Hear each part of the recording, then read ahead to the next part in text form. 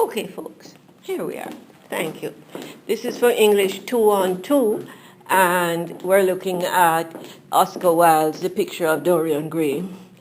As we said previously, Wilde was himself, in his lifetime, quite an unorthodox character.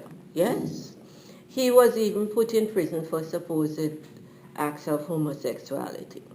Yes? Whether he admitted these or not is actually irrelevant. He was imprisoned. Then, of course, obviously, this was not the time of gay rights or privacy rights, right?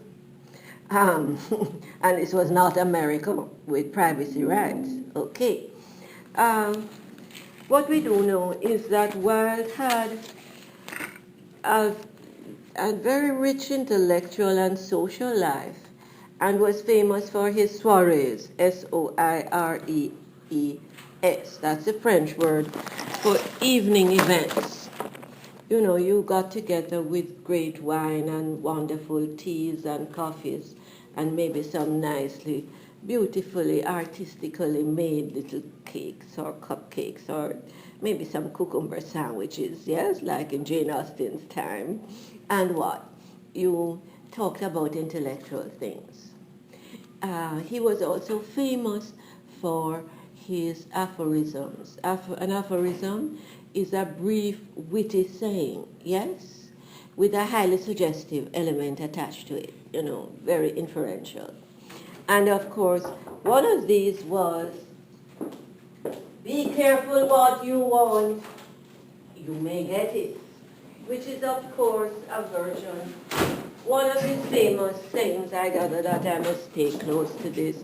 One of his famous sayings was of course, be careful what you want, you may get it, which is of course a version of a Chinese proverb, yes? And then of course we know the Americans have their addition to it. Be careful what you want, you may get it, and it may get you. Then of course did Wilde modify that even further. Be careful what you want in your youth, you may get it in middle age. And was that aphorism then, in a sense, a key to some of his messages about Dorian? Remember that Lord Henry, the evil mentor in The Picture of Dorian Gray, both the movie and the book, puts out this theory, one of his many warped philosophies. Youth and beauty are all you need in life. Yes? And you have the world at your feet if you have youth and beauty. Now, what was the answer, the counter-argument, the refutation that Basil, the artist, came up with? Some things are more precious because they do not last. And was Basil proven right? And does life prove Basil right as well? Why is it, for instance, that we spend lots and lots of dollars at Valentine's and Mother's Day on roses and bouquets of various kinds, flowers? These flowers are not going to last. Why do we do it? Why is the flower business alive and booming still? Flowers do not last. But what is their message? Yes, my friend? A lot of times it just lets the person know that you're thinking about them. Yes. And you're thinking about them, and you're thinking about them in a special way. Yes? And of course, do the florists connect different flowers with traditional meanings attached to different flowers? You know that. The yellow roses are supposed to represent eternal friendship, aren't they? Red roses, I guess, are always passion, yes? But, you know, and a passionate love, an intense feeling. But in actual fact, you know, the flower shops can tell you all of these.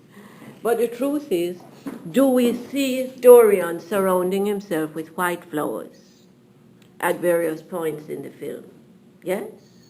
We also see Lord Henry tearing apart some of these flowers routinely, yes, depicting his destructive nature.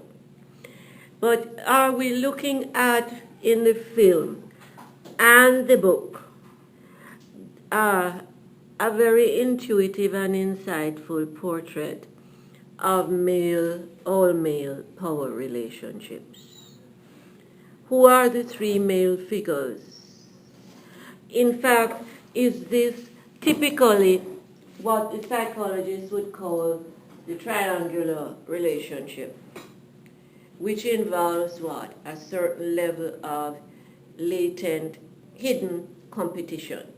Yes or no? Yes. First we're told father, mother, child. Yes? And then the positions of power change in that familial relationship. Yes? Freud tells us that, Sigmund Freud, the great-granddaddy of modern psychology, but he was actually inheriting a lot of stuff from Greek culture. Yes? As regards what he called the Oedipal complex. Yes? That is the strong bond, sometimes too strong, between the son and the mother, yes, and the Electra complex, sometimes too strong, the bond between the daughter and the father, the daddy's girl, yes, or the mama's boy, as they're called popularly. People who can't break that link in order to establish strong and lasting relationships with the opposite sex, yes? Okay, and psychologists will tell us that there is always some latent competition here. If we're looking at that same principle of the triangular relationship among men in this book, what do we see? Dorian, Henry, and Basil. And is Dorian always at the apex, the top of the triangle? Yes. Precisely because, not only because of his youth and beauty, he's younger than the two other men, but also because he uses his sexuality, his sex appeal, and his youth and beauty as forms of power. So are we looking at then a perhaps shocking insight into the use or abuse of sex appeal, namely what? Sex as a weapon. We've met it before on other courses, haven't we? But the interesting thing is that usually where we've met sex as a weapon before, say in English 2-on-1, the temptresses, remember, in Sir Gawain and the Green Knight and Beowulf, we saw versions of women as dangerous temptresses for those who didn't do that one. But the interesting thing, of course, was that the people who used sex as a weapon were usually who? Women. So in a sense, then, Dorian plays the game of using sex as a weapon and using his good looks, his so-called beauty. We have to put it in quotation marks, don't we? Because after we get to know Dorian, we have to see his so-called beauty as not really beautiful anymore. Yes? And that's one of the key points of the book, isn't it? What is beauty? That theme. But let's not jump ahead. What is it we notice when we read this book and look at the film as well? That Dorian is at the center of a power relationship, a competitive triangular power relationship among men only. Yes? And Dorian is able to manipulate this power relationship precisely because of his abuse, call it abuse really, of his youth and his beauty. Beauty in quotation marks, yes? And his sex appeal. Okay. Because of his abuse, his youth. Of his youth and beauty, the attraction of these things. And his sex appeal. Doesn't he use them in an abusive way? If you know what I mean? Are there people who have used their beauty and their charm to if not their sex appeal, and definitely their youth, for good purposes.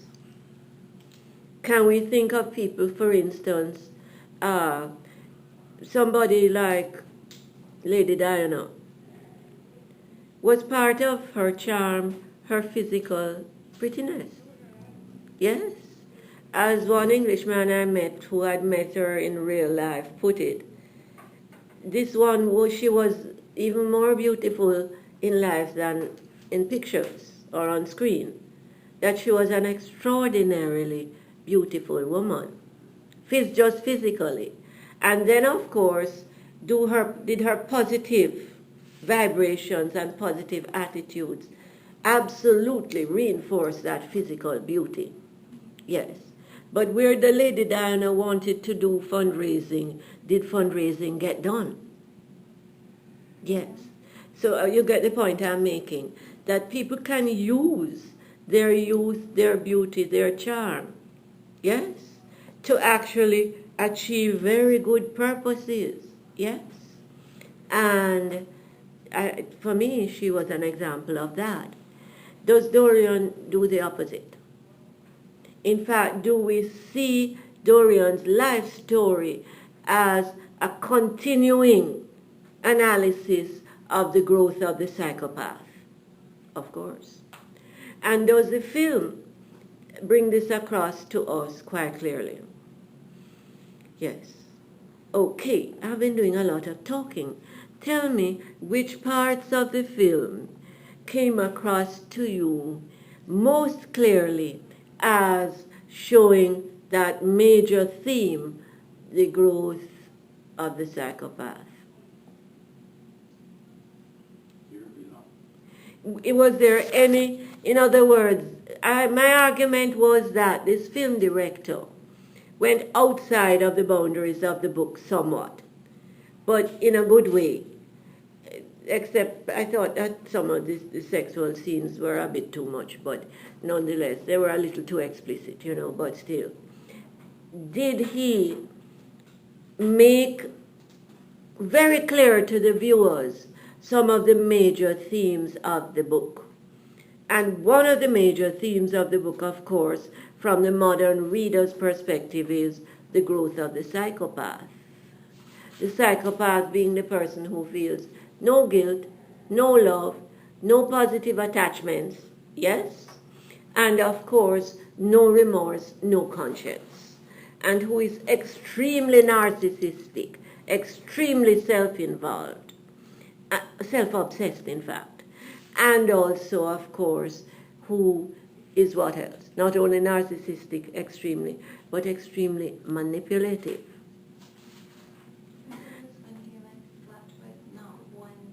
Entire brothel of women? Yeah, when he gets involved with almost a brothel of women at the same time, or certainly quite a few. But, sorry? While he was still involved with the girl. But that was when Lord Henry introduced him to the brothel scene. Yeah, but I mean, he was narcissistic in the fact that He wasn't. Absolutely Yes. no remorse in it. He saw Yeah. it from his perspective. Yes.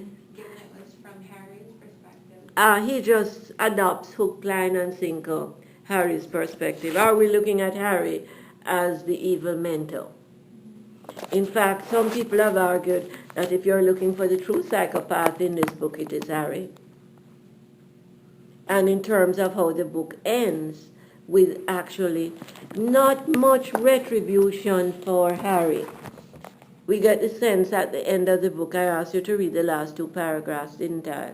Or the closing page, that Harry will continue as he is after Dorian's death. Remember, what was the description of Harry that we got in the beginning from the point of view of the all-seeing third-person narrator? We're going to list all of these things afterwards, so not to worry. What was the point we got? That Harry was born into that class of people who have spent their lives doing nothing. In other words, he was born so wealthy that he didn't have to do anything with his time in order to earn a living.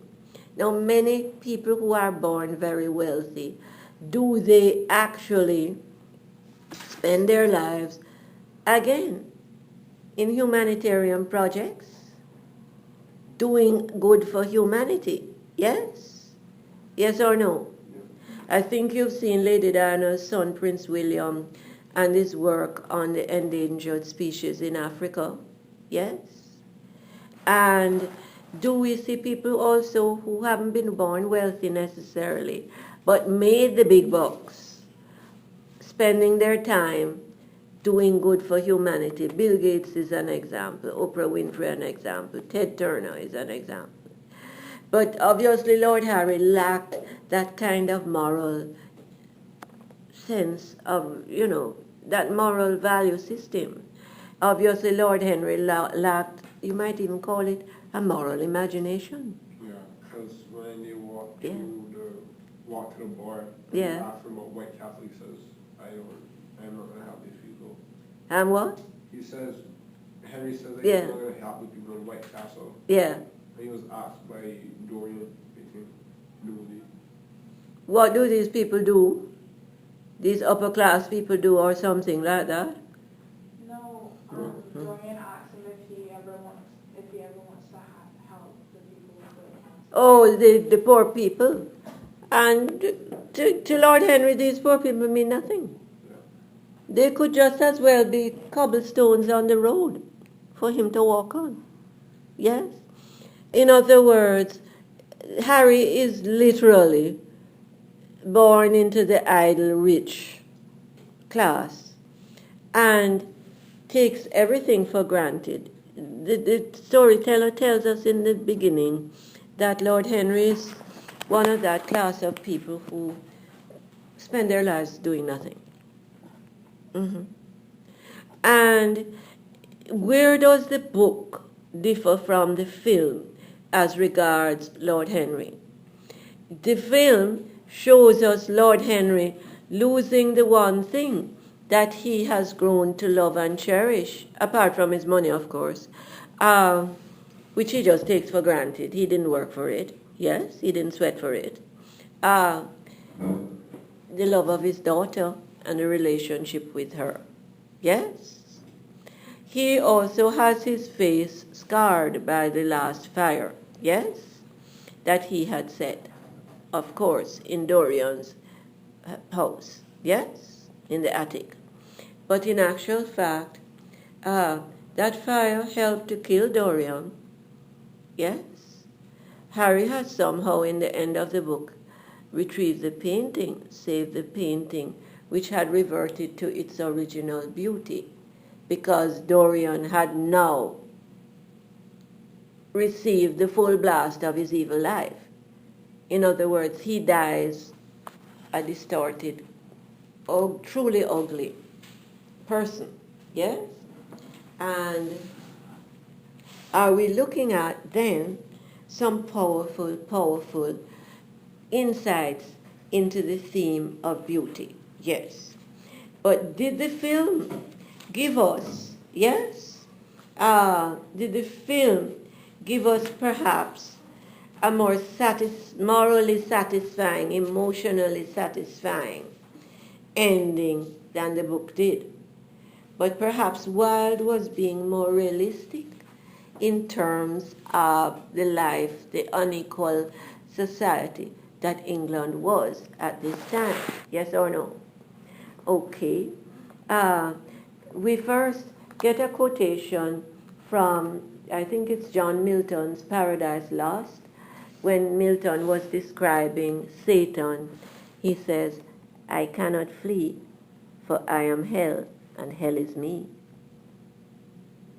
Is that the quandary, the dilemma that Dorian finds himself facing? I cannot flee, for I am hell, and hell is me. And is that hell reflected in the horrible version of the portrait that evolves as his evil psychopathic life evolves? Yes or no? Of course. Okay, but let us look at the closing page 221, yes, of the book. What happens? uh, Dorian goes upstairs. Has Dorian's life now come to revolve around this painting, which is not just a painting? Yes? This painting has become his conscience, his mirror, his evil twin, his what? His alter ego. ALTER dash EGO. That's from the Latin, meaning what? Another I, another me, another self. Yes or no? Okay. Now, you notice that that point is made clearly to us in the film because we see Dorian developing this obsession with the painting. He has to go and look at it. Yes? First, he has to lock it up. After the maggot, the symbolic maggot, floats out of the eye. Yes? And the blood appears on the hand of the painting after he has catalyzed the suicide of this girl, innocent girl, Sybil Vane. Yes? And in the book, ironically enough, Dorian, when he heard that she was dead, before he heard she was dead, was writing a letter of apology to her. Yes? But of course, once he heard she has committed suicide, says, oh, she was being selfish. She was trying to hurt me. In other words, he adopts Lord Henry's self-serving attitude. Yes? And after the maggot comes out of the eye of the painting, when it happens, is that a powerful use of symbolism by the filmmaker? Yes, of course. Suggesting that, remember, there are some things in life that represent, to most people, the same thing. The red light and the green light at the traffic stop mean what? The four-way traffic stop mean stop or go. Yes? This skull and crossbones on a bottle of something that is poisonous, we all understand it. Yes? The maggot suggests what? Corruption, death and corruption and decay. Yes? After that, Dorian has to hide the painting. But we notice in the film, at various points, he has to seek out the painting, and we see him looking up at the painting as if hypnotized or mesmerized by some evil force. Yes? Okay.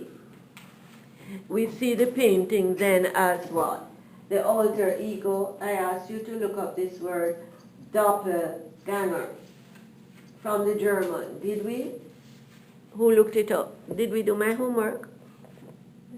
Like a living, like you're seeing another you. Like It's another version of you. if I see a doppelganger of me, it's like a look-alike. It's a look-alike, but it's not a positive kind of look-alike, is it? It is, some people see the doppelganger as an evil spirit that actually takes on your appearance, that attaches itself to you for negative reasons. Yes? Okay. Often bringing destruction. Okay. If we look at page 220, is Dorian in another of his terrible, angry, revengeful moods, which seem to just take possession of him. Yes?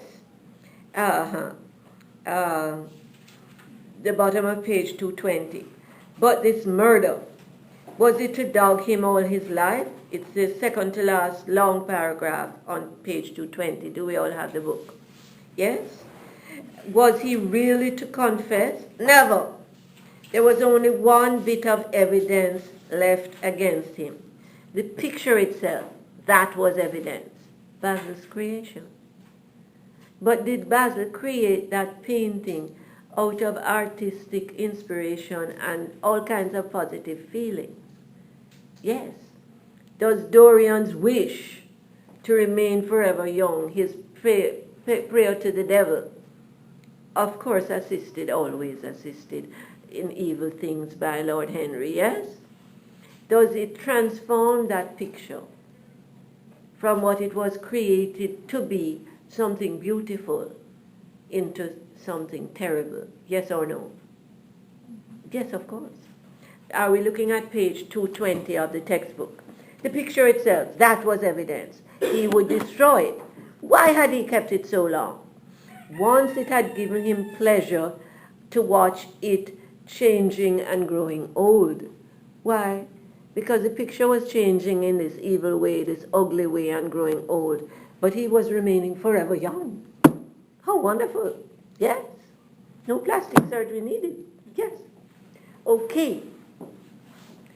Of late, he had felt no such pleasure. It had kept him awake at night. My friend, will you share with Josh? I have his book. Yes? Of late, it had given him no such pleasure. Yes? It had kept him awake at night. Yes? In other words, when he had been away, he had been filled with terror, lest other eyes should look upon it. Remember near the end of the film, when the butler, who had been with his family for generations, went up there to get rid of all these rats that had infested the attic naturally. Yes? And he found that this had happened. He fired the butler. And he chased the exterminators out of the house. But by his firing the butler, does he make the butler more certain that something terrible is happening up in that attic? Which leads the butler in the film then to go to Lord Henry with the key. And of course at this point, Lord Henry is investigating Dorian because Lord Henry has no intentions of waving a loving goodbye to Dorian as his new son-in-law. He's just pretending. Exactly. Because by now Lord Henry understands that Dorian's youth and beauty, his eternal youth and beauty, cannot be based in anything good. Yes? Remember, this was not the age of plastic surgery and Estee Lauder's night repair and all these wonderful youth elixirs, yes, that people pay so much money for today. Remember that. Isn't that the truth? Yes. Okay. It had kept him awake at night, and he had been, yes. It had brought melancholy across his passions. Its mere memory had marred many moments of joy. It had been like conscience to him. Yes, it had been conscience. He would destroy it. Do we get an interesting combination of storytelling voices in this book? Yes or no? Now, if we're looking at voice as a key structure, narrative voice, yes, in literature, what are we looking at? There's the first person narration, yes, which typically uses I, is intimate, intense, but of course subjective, maybe even biased. Yes, potentially biased. Okay, now that's your typical first-person narration voice. Can I make it a little warmer in this room? Yes, I know. Do not suffer in silence, my friend. Oh, okay. Okay. If you're getting hot, let me know, okay? All right. Now, if we're looking at a very important narrative structure in literature, we're looking at first-person narration. The voice, the storytelling voice that says, they call it narrative technique, narrative voice. It says I. And typically, it is what? It's intense, it's intimate, but it's potentially biased, it's subjective. It's just one person's point of view. But And do we see this also, my friend, do we see it also in the movies? Do we even see it in some series on television where we have a storyteller who says I? In other words, this person I participated in the events and the experiences that he or she is telling us about. One of the most famous, of course, two of the most famous American novels that have been made into films more than once are, of course, Herman Melville's Moby Dick. How many of us saw that in the last 2 years, Moby Dick, the story of this huge white whale? Haven't seen it? Those of you who love movies should see it. Okay. Moby Dick. Now, this one had an early version with the beloved Hollywood great actor Gregory Peck. Yes? And another recent version with Ethan Hawke. You know Ethan Hawke, yes? Yeah? Okay. And how does the book? It was actually written by Herman Melville, originally, I think, European man, who was a seaman, yes? And then, of course, lived in America. And how does Moby Dick begin? Call me Ishmael. Those 3 words, call me Ishmael. And then he says, I was the sole survivor of the wreck of the Pequod, etc., etc. Now, the stories of sole survivors immediately hook us, don't they? Of course they do. Do we have a series coming up on CNN called Lone Survivor? Yes. Okay. Can we think of another one that Hollywood has fallen in love with over and over? The Great Gatsby, by F. Scott Fitzgerald. In the 20s, he wrote that one, 1920s. Does our storyteller introduce himself to us? He is the best friend of this mysterious multimillionaire man who has made the money rather too quickly. Yes? Mr. Gatsby. And does he introduce himself and say to us, well, when I was young, my father used to tell me, do not judge too harshly other people who have not had the same opportunities and privileges you have had. Does that hook us immediately? This is the voice of the liberal, educated, upper-class man. Yes? And he's going to tell us the story of Mr. Gatsby. Now, these first-person voices are powerful. Do we get an I narrator, a first-person voice, in this book? Or do we get the powerful intimacy, as if we're getting right under the skin of Dorian? What does Wilde do?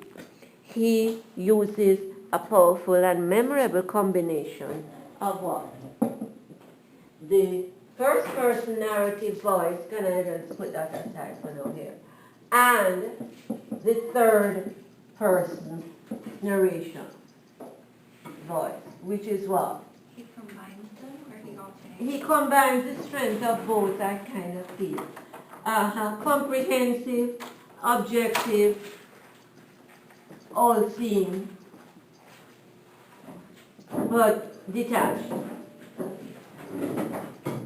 Now, typically, your third-person narrative voice does not say I. Yes? And it tells a story from the point of view, you might almost call it the zoom camera, the zoom lens to a camera. Yes? Whereby, you get the sweat of the Michael Jordan playing football out here, basketball down the front. But you also get the people up in the bleachers who are eating popcorn. You get the full range, in other words, of the events. Now, the third-person narrative voice, one of its strengths is precisely that comprehensiveness.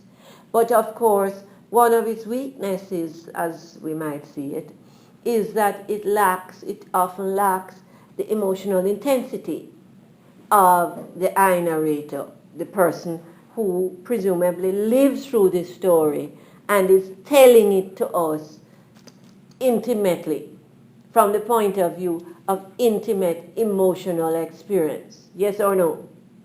Mm-hmm. Now, what I think that Wilde actually achieves in this book is a combination of the strengths of both of these. He gets the comprehensiveness, the all-seeing vision that we normally associate with a third-person narrative voice. But he gives us the intensity and the intimacy that we associate with an I narrator, a first-person narrator. The passage that I just read to us just now, does it have the intimacy of both? It had been like a conscience to him. Yes, it had been conscience. He would destroy it. Can we hear Dorian in his head saying, this thing is like a conscience. I know what I'm going to do. I'm going to destroy it once and for all. Yes or no? Free myself. Mm-hmm. You get the point we're making. That it's almost as if Wilde has gotten into the head of the character Dorian. As if he has what? Almost as if he has become part of Dorian. So you can't differentiate. It's hard to differentiate between the two voices. Some critics might almost say that Wilde was as obsessed with Dorian as any writer can be with a character. And that maybe he had actually lost control of the narration. I wouldn't say...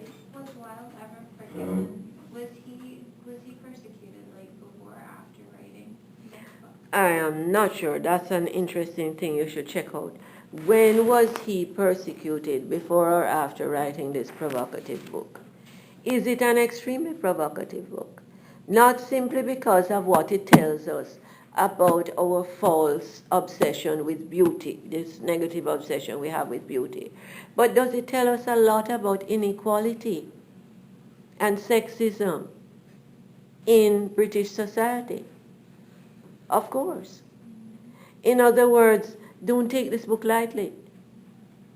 Yes. All right. Obviously, it's a book that for anybody who read it through, especially the people of the upper classes, the intellectuals, and the educated, privileged upper classes, this book would have annoyed them terribly. Yes. Okay. Now, of course, are we still recording, you think? Okay. Now, of course, let's go back to the closing. Remember I told you, read the last 2 pages. He looked round and saw the knife that had stabbed Basil Hallwood. The knife that had stabbed Basil Hallwood. The knife got up and stabbed and got legs and walked over to Basil and stabbed him on its own. Is this Dorian's psychopathic, typical method of self-justification? When the girl kills herself, he says, oh, she has done this to hurt me. Yes.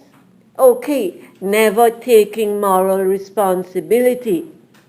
Beyond moral responsibility, typical of the psychopath. Yes. I didn't do it, the knife did it. Okay. He had cleaned it many times till there was no stain left upon it.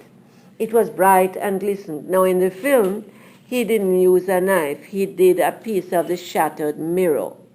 Yes? Or the shattered window, piece of glass.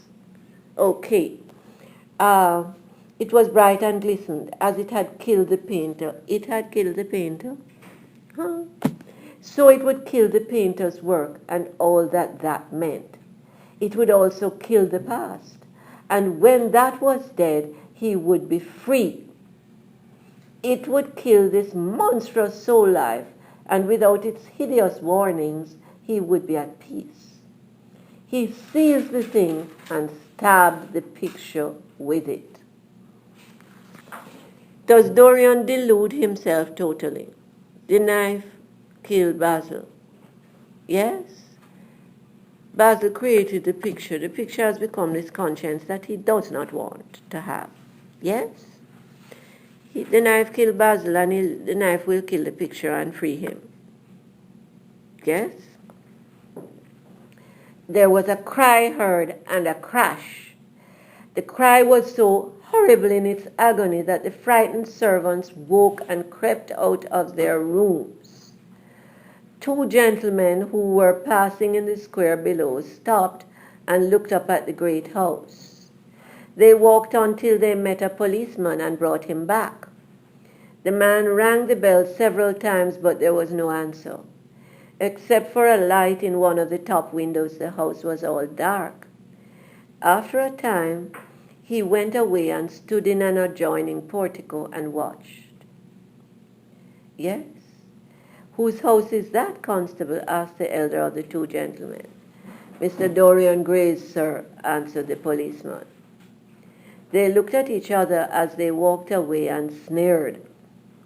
One of them was Sir Henry Ashton's uncle. Now, Henry Ashton, wasn't he one of the young lords, privileged people that Dorian had seduced and destroyed? I think so. If you go back, you'll notice.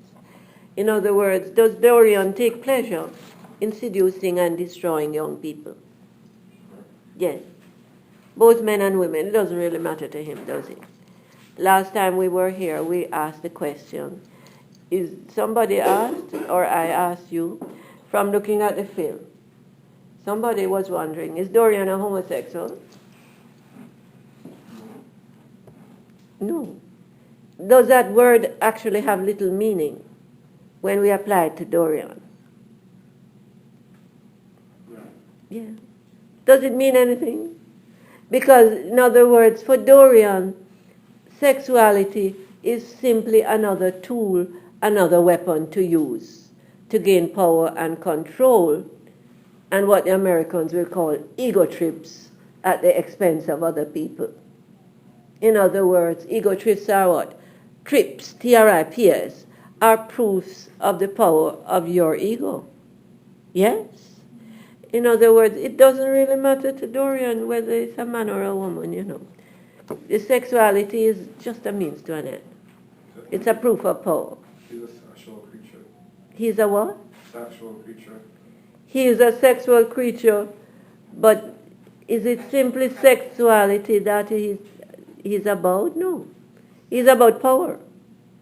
So when it says that pleasure or something keeps him up at night, is that Pleasure keeps what? was it pleasure keeps him up at night, or I think it was a picture of The painting keeps him up at night. Of late he had felt no such pleasure. He had had pleasure watching the painting changing and growing old, knowing that it was growing old and looking ugly, but he was not. So does the picture absorb the pleasure? The picture, I think, absorbs the price of the pleasure that he took from at other people's expense. Yeah. In a sense, I'm not sure I would even call Dorian simply a sexual creature. Dorian is a creature of power. And sexuality and sex appeal and sex itself are purely a means to an end. They're weapons. Okay, it's from the power that I think people like Dorian actually get their pleasure. Yes? The proof of power. Now, of course, inside the servants' part of the house, page 221, the middle, the half-clad domestics were talking in low whispers to each other. Old Mrs. Leaf was crying and wringing her hands. Francis was as pale as death. Okay, in other words, do the servants, naturally, though they are powerless, working for Dorian and needing to work for Dorian, do the servants naturally have their own fears? Yes? But of course, none of their fears could possibly come close to the reality of Dorian and the painting and Basil and the murders. Yes? And in the book, how does Dorian get rid of Basil's body? He doesn't cut it up and put it in a trunk and throw it in the river. Yes, assisted by the innocent policeman to get it into the coach. Interesting irony.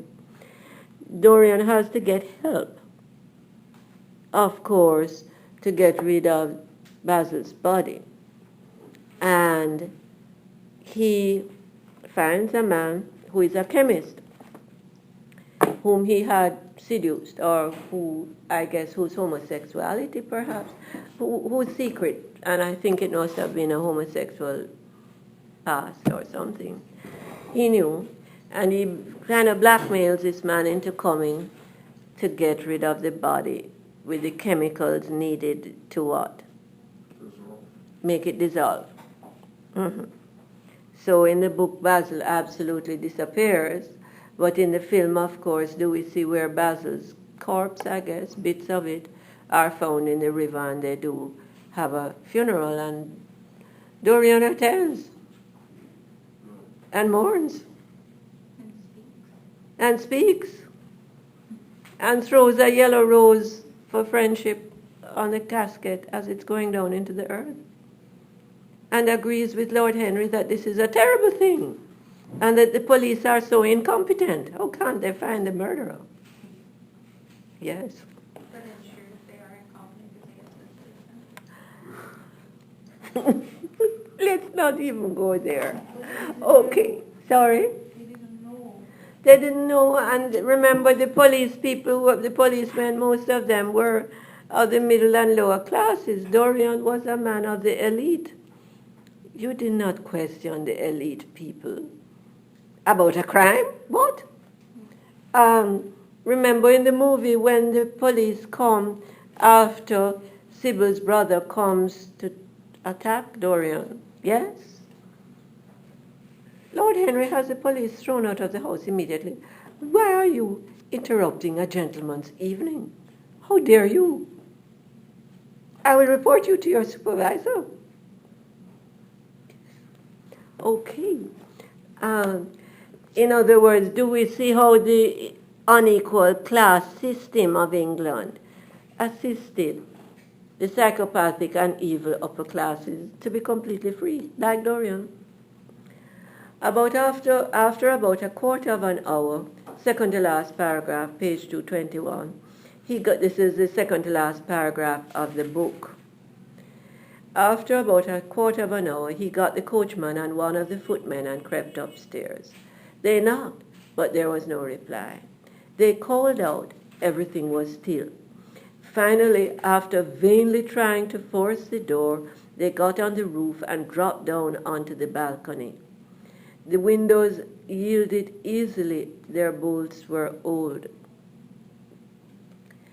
When they entered, they found hanging upon the wall a splendid portrait of their master as they had last seen him, in all his permanent youth and glory. Yes, a splendid portrait.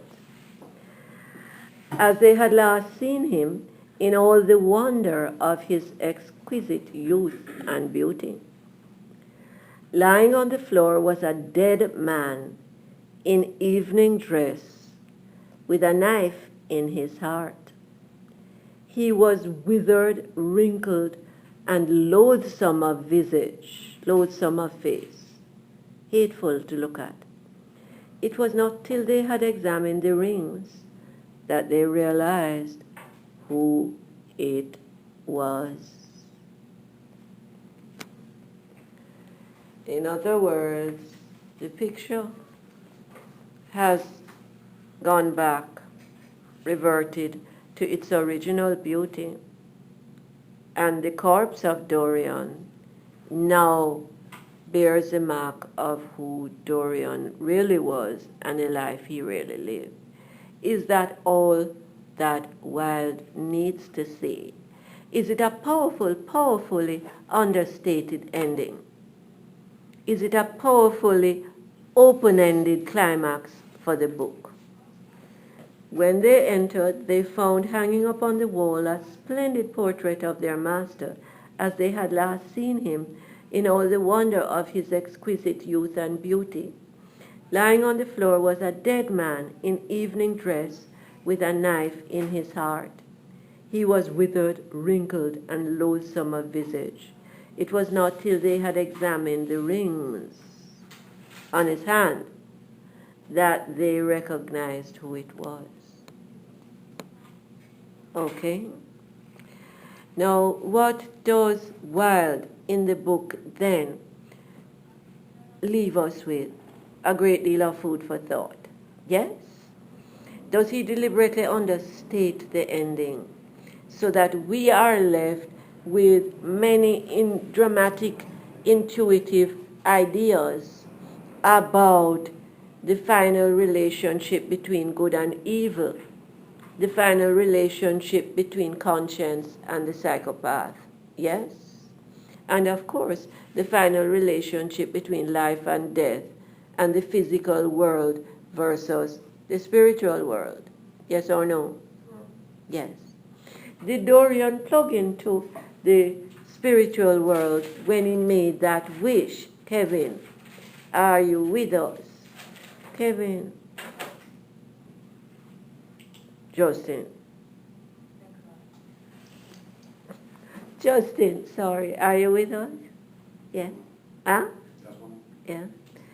Justin, right? Sorry. Oh, Lord. Nicholas. Sorry. Sorry. Okay, here we go again. Okay. What was it you were saying? Are we looking at question?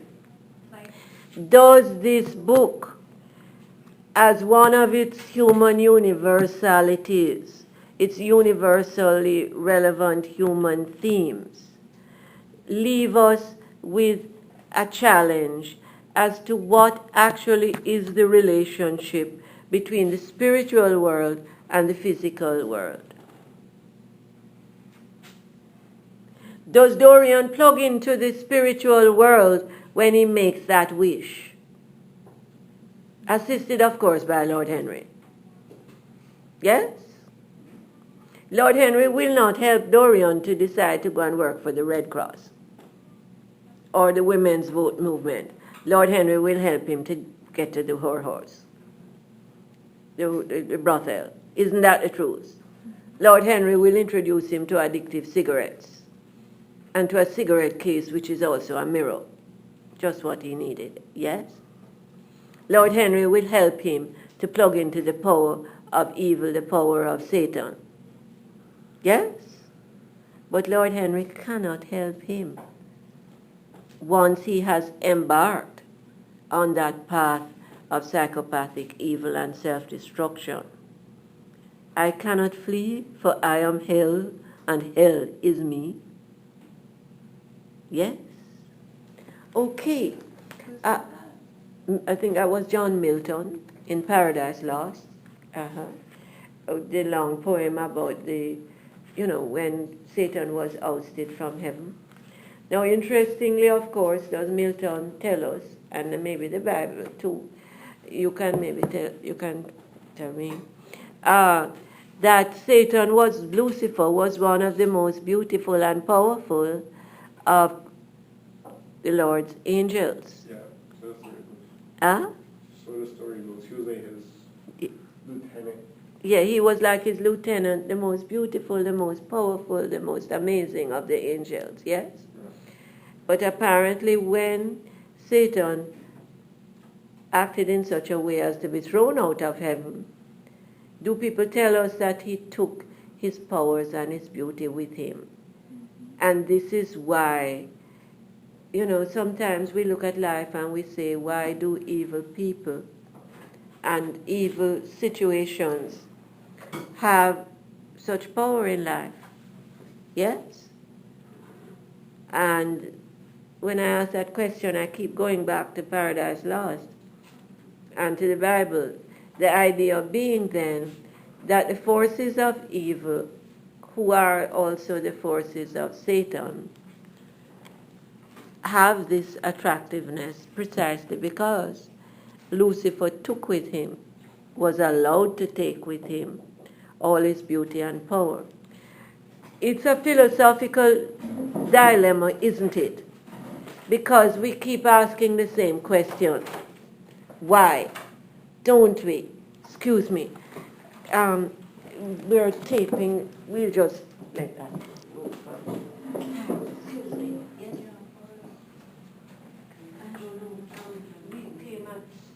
We came at 2:30. Did Dr. Smith leave at 2:30? Did anybody notice him? Yeah, he left. He left at 2:30. Okay, see you. All right. Sorry, dear. All right. It's a philosophical dilemma, isn't it? You know, we look at life and we say, why do bad things happen to good people and good things happen to bad people? I'm sure you've asked that question. Say, you know, somebody so beautiful and lovely and caring dies very tragically. And you say, why? Isn't that the truth? It's as if good things happen to bad people and bad things happen to good people and we're left wondering why. Okay. Is this a dilemma? Of course. One of the dilemmas are the moral dilemmas of life. And one of the spiritual challenges of life, isn't it? To still have faith regardless. Isn't that the truth? Yes or no? Yeah. Now, do we see Wilde, in a sense, presenting and representing that dilemma to us? Yes? It is as if in Dorian's world, yes? Dorian and Henry represent the power of evil. And they get their way. And they do what they wish to do. And we get the sense in the book that people like Lord Henry will continue in their selfish lifestyles forever. Yes? The film, on the other hand, as we said earlier on, gives us that moral satisfaction, that emotional or psychological satisfaction of feeling that there has been some retribution for Henry, not just Dorian. Dorian in the film reaches the point where he actually is sick of himself. I cannot flee, for I am hell and hell is me. What a dilemma! You can't get out of your own skin, out of your own head, can you? No. Okay. And he falls in love with, of course, Lord Henry's daughter. Who else? Yes? Much to Lord Henry's horror. Yes? And he wants to start a new life with her, operating on the age-old premise that what? The love of an innocent person can redeem the guilty. So is it kind of going back to that whole triangular thing? To what? Is it going back to that whole triangular concept thing where he is, where the id takes over and he loves the father, where the child The child loves. Because he wants Yeah. to have sex or ends up having sex with the daughter, who is the daughter of his best friend, who he takes as a father figure. So Maybe. in essence, he's sleeping with the father. Whoa, I hadn't thought of that one. But in a sense, would the daughter represent the best of Lord Henry? Yeah. Remember, Lord Henry has, in the movie, has brought her up himself. The mother died when she was a baby or very young. Yes? And before she could divorce him, he says. Lord Henry has learned to love for the first time. He loves the daughter. Yes? And Dorian also has learned to love for the first time. He loves the daughter. Yes? And how does this end? Badly. Because Henry cannot give up to Dorian, whom he now sees as very suspect. Yes? The thing that he most prizes. Yes? But he will lose her anyway, won't he? Because he barred the way from her gaining a life with the Dorian that she thought she knew. Exactly. Exactly. So are we looking at a series of powerful contradictions and ironies at the heart of the book as well? Which takes us to the next point then. If we are looking at storytelling voice, this interesting combination of the I narrator's intimacy and the third person narrator's knowledge and comprehensiveness, do we also have to look at tone? T-O-N-E. And if we go back to any of our other composition courses, were we made aware of how important the tone, the emotional dimension of the communication is? And is this book full of ironies and contradictions? Yes, of course. What is the tone that is going to consistently convey those ironies and contradictions? Irony. In other words, excuse me, people, is irony a basic and major tone in this book? Yes, of course. Of course. And does it very well convey a number of ironies or quite memorable contradictions that the film creates or spotlights?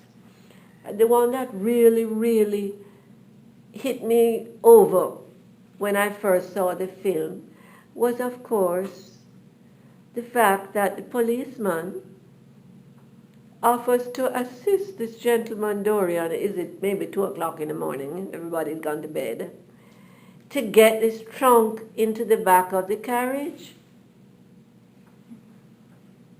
And we, the viewers of the movie, are able to see the blood trickling down out of the corner, Basil's blood, of the trunk. But of course the policeman doesn't see it. This is the end of Basil.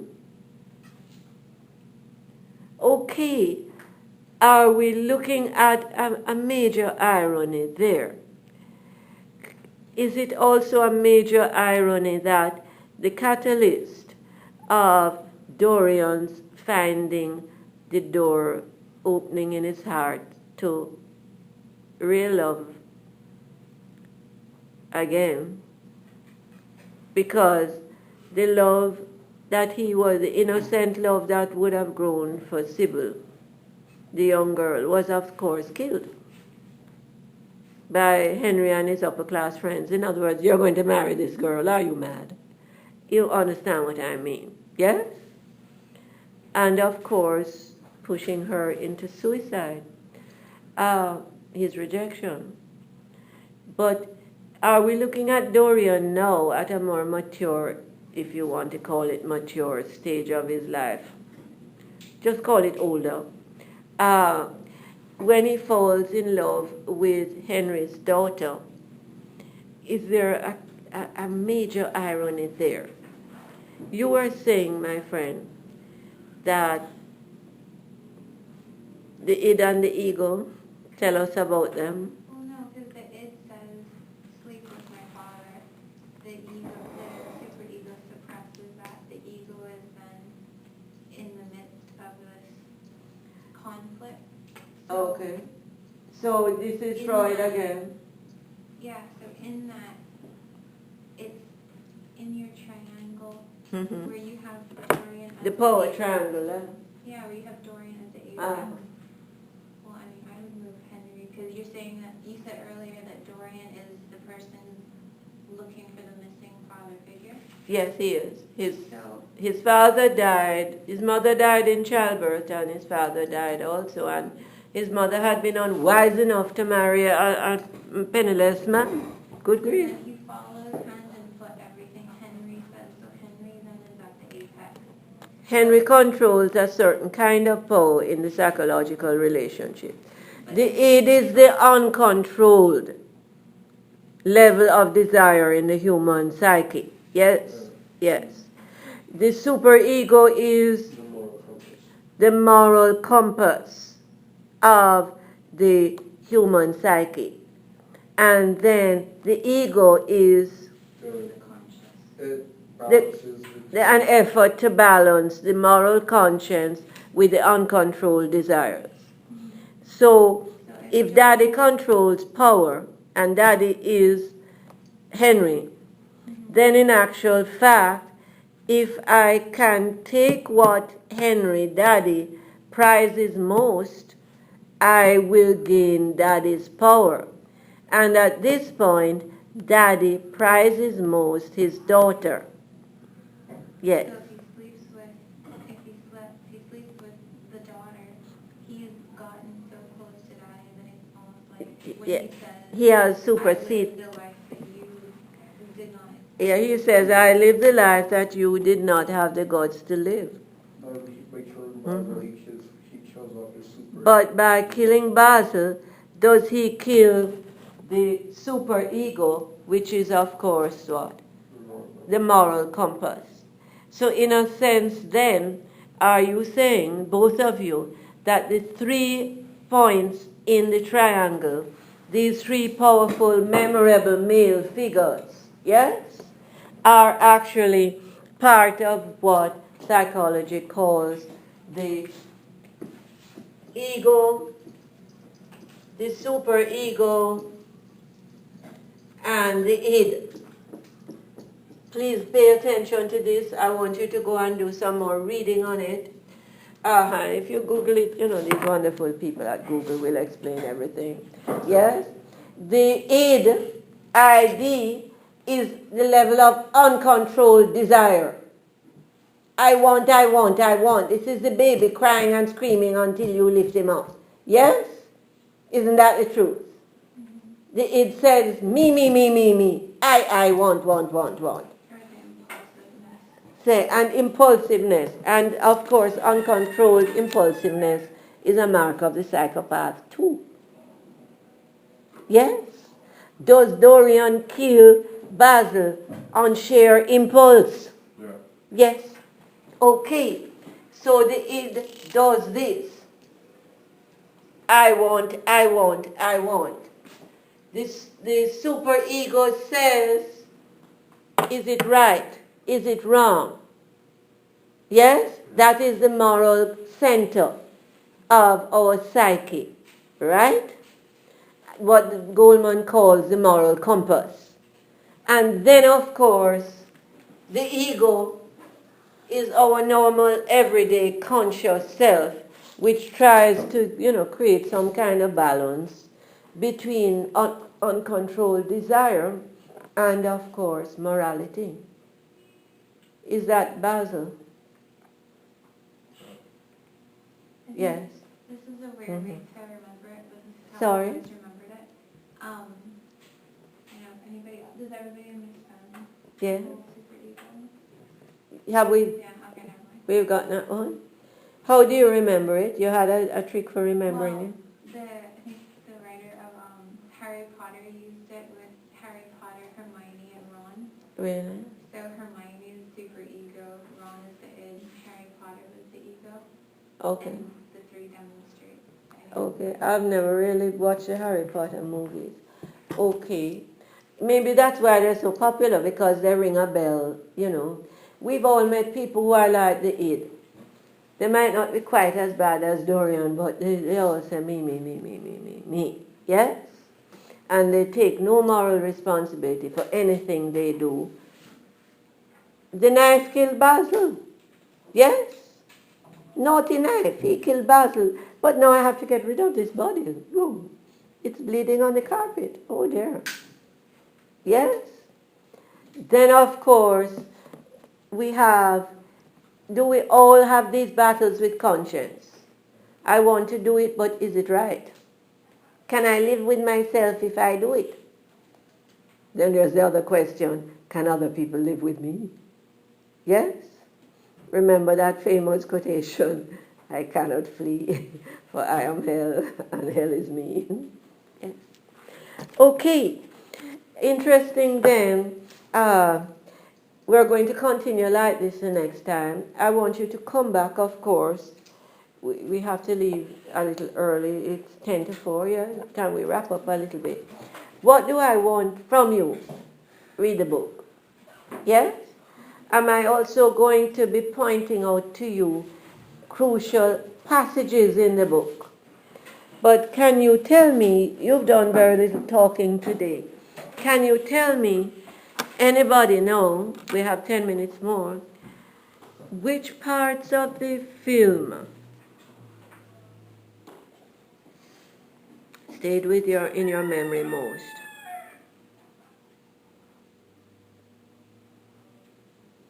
I mean, it was a memorable film, yes? I've watched a lot of movies, but this is one of the most memorable ones, this version. I think it's, when the real, not the real him, but like the picture, how it deteriorates when it jumps out and goes onto Dorian. him. When the picture jumps out of the frame at the end. When he's transforming into what he really is behind. When the transformation process is happening and the picture seems to leap out of the frame. Yes. But you know, too, Sorry. like when it first happened, he never leaped into the frame. He never what? Leaped into the frame, like his good, per se, the good Dorian did not go into the frame. Only the bad Dorian came out. Yes. Suggesting that the evil part of him had won this battle in life. Kind of like, and the fire is metaphoric. The fire is the destroyer and the creator. Yeah. We can't live without it, but we can't live in it. Yes? Tell us more, my friend. Because like because the fire would have cleansed him in a sense of would have cleansed the painting, would have and would have provided it some kind of closure. The fire should have been able to cleanse that room of all the terrible memories. The fire should have been able to cleanse Dorian's soul of all his terrible deeds. But, you are saying, it cleanses but it destroys at the same time. Yes? Yes, and then the painting is a rebirth. And so the painting is now representing rebirth. The painting has been reborn in all its original beauty. And the balance of life has been restored. The man that is left to die on the carpet represents, his physical body represents who his spiritual real self is, namely something distorted and ugly and terrible. Truly ugly. Is that what you're saying? Yeah. Okay, thank you. So you are saying then that the fire at the end of the film is a suitable ending. And then, of course, does Lord Henry also bear the mark of the fire? His face is burnt up. Yeah, His scar. Yeah, he now has to live with what he did. Yeah. His efforts and Dorian. He now has to live with what he did to Dorian through the loss of his daughter's love and her presence in his life, and also with the scars on his own face. Does Lord Henry come across to us by the end of the film as a truly lonely, isolated, embittered person? Yes, of course. So we feel that some moral restitution has been made. Yes? Okay. Anything else that we remembered from the film? I was left with the picture of Dorian prying the girl's fingers away from his by the bars at the door. You said that my soul is yours. Is that what he told her? Or my heart is yours. But did he understand the truth about himself then? That this was a love he couldn't have, and he couldn't afford for her to see him as he was now. How many of us found it interesting that Dorian is the one that stabs the picture in both the book and the film? It's almost like he's trying to cure the body. He is trying to cure the badness in himself. Has to face his demons. Sorry? He has to face his demons. He has to face his own demons. Yes? He's trying to... Who else would have come? Like, who else came close? I haven't heard that about. Who else could possibly have tried to kill the painting? No one? Because Harry could have tried to destroy the painting. But was Harry capable of such an act of moral kindness? If destroying the painting could have liberated Dorian, would Harry have done it? Of course not. Harry is not a generous person. But the cost of that liberation for Dorian is what? Death. Isn't that the truth? In both the book and the film. Yes or no? Any other scenes, anybody, which stayed in your memory? I think I remembered like all the spiteful sex scenes, and then all the scenes where he said sorry. Sorry to who? Well, it was where he said sorry to the brother Jim. And To who? to the brother Jim. The end where he tells Jim, the girl's brother, that he's sorry in the railway, in the subway cave when Jim is dying. He also tries to tell the priest, And the visit to the priest. he tries to do it a few times, and then also to the daughter and to Harry. And he tries to show them who he says to the daughter, in other words, I'm not what I seem. Yes? And to Harry he says, I'm so tired, I'm so tired. And Harry says, of course not. You live a wonderful life. Yes. But What I didn't get though was like his own shock when he was playing the piano and the old man came in. And the old man, that was the father of the girl whose wife and daughter he seduced, really. I think you could call that a form of rape. like I think He was shocked that this man remembered him, but does Basil's picture appear to him then? Yeah. Basil's spirit as an apparition. And he sees his own hands as covered with blood. It's one thing to kill a stranger in a fit of passion. It's quite another to kill the person who has been a friend to you. In fact, has Basil been his only true friend? Yeah. Is that another irony? Yeah. Okay. Did any of us think any more about his visit to the church to make a confession? Does the priest or the pastor have the capacity to help him? I think in my opinion, he was the only one who could save himself from that by doing what he did. Yes. So what you're saying then is that there are limits to what religion can do to help us to save ourselves from our wrongdoings, that we ourselves have to save ourselves. Is that what you're saying, Nicholas? In his case, yeah. In his case, yes. But then, but see, that's my whole argument. It was because that it was like he was a man beyond salvation because he had to kill himself to save himself. Or was he simply killing the evil part of himself, the evil part that ironically enough appeared so beautiful?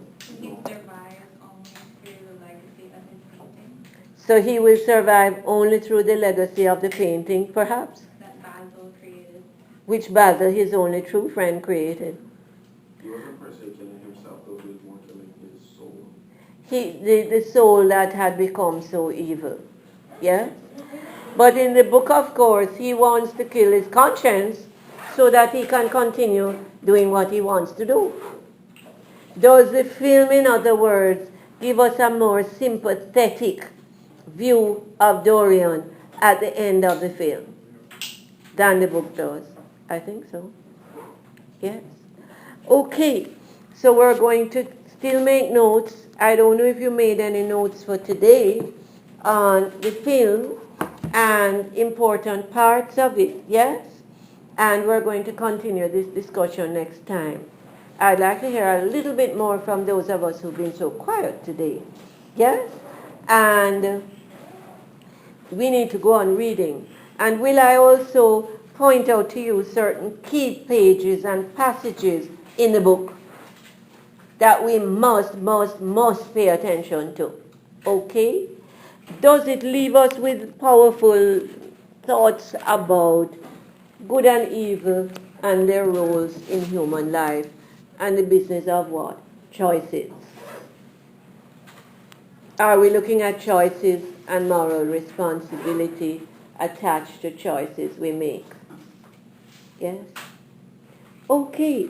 And of course, the relationship between the spiritual world and the body.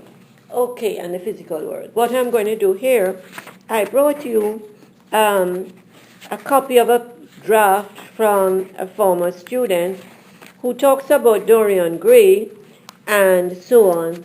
He selected 3 of the works, Dorian Gray had to be one, that we were looking at last time we did this course. But he makes some interesting points about the Dorian Gray text. Thank you very much as usual. Have a good evening. Can we just help ourselves? Have a peep at what this guy was saying. Thank you. Okay. We need to turn off. Thank you. Okay. And can you set it again for me, Josh, to start over when I go up to the prison? My friend, I need you to please come. Yeah? Mm-hmm. Okay? Okay, folks.